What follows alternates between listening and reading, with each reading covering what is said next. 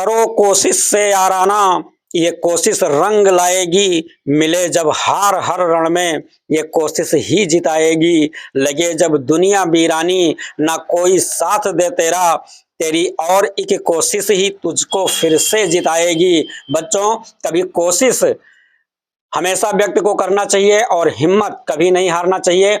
आज हम लेकर आए हैं महादेवी वर्मा का जीवन परिचय, जो स्मरण योग्य है और इसको स्मरण करने के बाद बोर्ड परीक्षा में तैयारी हेतु हम सब पुनः लगें और अधिक से अधिक अंक पावें, यही शुभकामनाओं के साथ चलिए महादेवी वर्मा का जीवन परिचय हम लोग पढ़ते हैं। सबसे पहले आप सब ध्यान दें बच्चों, जैसे यहाँ दर्शाया गया जीवन परिचय, इसी प्रकार बोर्ड परीक्षाओं में आपको एक हेडिंग बनानी है। यदि ऐसा क्वेश्चन आपसे पूछा जा रहा है, महादेवी वर्मा का जन्म फर्रुखाबाद, एकदम बहुत आसान है, आप लोग देख लीजिए कि फर्रुखाबाद के एक शिक्षित कायस्थ परिवार में सन 1907 ईस्वी में होलिका दहन के दिन हुआ था। होलिका दहन बच्चों, जैसा कि आपको याद करने के लिए स्मरण दिला दें कि होली आपके जेहन में जब आएगा, दिमाग में आएगा, तो ये जान लीजिएगा कि होलिका दहन के दिन ही इनका जन्म हुआ था। इनके पिता का नाम श्री गोविंद प्रसाद वर्मा था और ये भागलपुर के कॉलेज में प्रधानाचार्य थे। इनकी माता का नाम हेमरानी वर्मा था। हेमरानी, जैसा कि आप फूल के नाम से भी इनका नाम स्मरण कर सकते हैं, हेमरानी वर्मा था। ये परम विशुद्धि धार्मिक महिला थी। सन 1987 ईस्वी को इनका स्वर्गवास हो गया। 1987, जैसा बच्चों आप सब जानते हैं कि जीवन मरण और स्थान, पिता का नाम, पति का नाम, और ये जीवन परिचय का एक अभिन्न अंग होता है। अब हम चर्चा करें इनके साहित्यिक परिचय के बारे में। जैसा आप जानते हैं कि महादेवी वर्मा बहुत ही कुशल और लेखक थे, जो अपनी साहित्यिक सेवा में बहुत बड़ा योगदान दिया है, जो आज हम सबको स्मरण करने योग्य है। महादेवी वर्मा जी का साहित्यिक परिचय कुछ इस प्रकार है। महादेवी वर्मा का साहित्य के अलावा चित्रकला में भी रुचि रहती थी। इनकी साहित्यिक साधना के लिए भारत सरकार ने इन्हें पद्म भूषण से सम्मानित किया। इनके ग्रंथ यामा पर भारतीय ज्ञानपीठ पुरस्कार प्राप्त हुआ।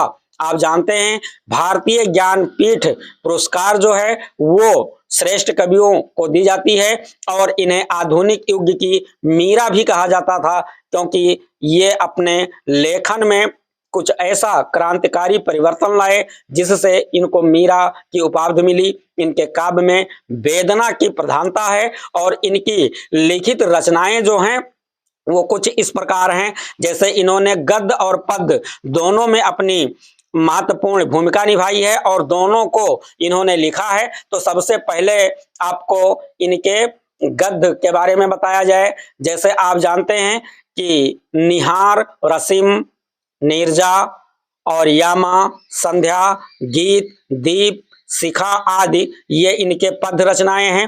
तो पद्य रचनाओं के बारे में आपने जाना कि निहार, रसीम, नीरज, यामा, संध्या, गीत, दीप, शिखा आदि इनकी पद्य रचनाएं हैं। और जो इनकी गद्य रचनाएं हैं, अतीत का चलचित्र, पथ का साथी, स्मृति की रेखाएं और मेरा परिवार आदि इनकी जो है गद्य रचनाएं हैं। बच्चों, जैसा कि आप गद्य और पद्य आप भली बात जानते हैं कि गद्य की जो रचना होती है इसमें प्रस्तुत पद्यांश लिखा जाता है और पद्य की रचना में, और जब गद्य का संदर्भ हम लोग लिखते हैं तो इसमें गद्यांश लिखा जाता है। इन दो चीजों को यहाँ जो है विशेष तौर पर आप लोग अपने दिमाग में रखिएगा, क्योंकि कुछ बच्चे जब संदर्भ लिखते हैं तो गद्य की जगह पद्य और पद्य की जगह गद्य कर देते हैं। तो इस पर विशेष ध्यान देना है। दूसरी बात, इसमें जब हम लोग लेखक का जीवन परिचय लिखते हैं और जीवन परिचय में इनकी रचना लिखा जाता है, तो जब हम हमसे मान लीजिए संदर्भ पूछा गया, संदर्भ के बारे में हमको बताना है, तो जब हम लिखेंगे प्रस्तुत, अगर हम गद्य के बारे में लिखते हैं तो प्रस्तुत गद्य खंड लिखेंगे, और अगर हम लोग पद्य के बारे में लिख रहे हैं तो हम प्रस्तुत पद खंड लिखेंगे। चूंकि पद्यांश और गद्यांश, रचना और लेखक। क्योंकि लेखक जो होते हैं वो पाठ जो लिखते हैं वहां लेखक का प्रयोग हम लोग करते हैं, और जो रचना को लिखते हैं, कविता को लिखते हैं, वहां हम लोग पद्यांश लिखते हैं। तो इन चीजों का विशेष ध्यान देना है, गद्यांश और पद्यांश। और लेखक और रचयिता, जैसा आप जानते हैं कि जब पद्यांश हम लोग लिखते हैं तो उसमें रचयिता हेडिंग डाल के लिखा जाता है, और जब हम गद्यांश लिखते हैं तो उसमें लेखक लिखा जाता है। तो दो चीजों का विशेष ध्यान देना है कि अगर हम पद्यांश लिख रहे हैं तो गद्य खंड, गद्यांश में गद्य खंड और पद्यांश में पद्य खंड, और गद्यांश में लेखक और पद्यांश में रचयिता, ऐसे जो है शब्दों का हम प्रयोग करेंगे जिससे ये शुद्ध रूप से माना जाएगा।